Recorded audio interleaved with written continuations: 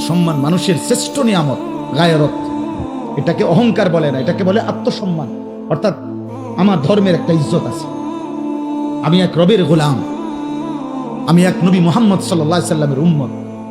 নবীজির একজন সাহাবী, মাত্র 16 বছর বয়সের যুবক কিশোর, মুসাইলামা কাজ্জাব, মিথ্যা নবী দাবিদার, ওনাকে আটকাইছিল।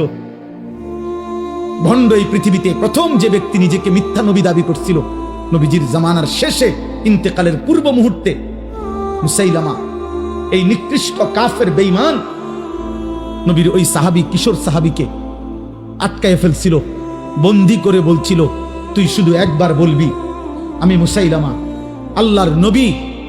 উনি বলছে, আমি 1000 বার বলবো আনতা কাজ্জাব, তুমি মিথ্যাবাদী।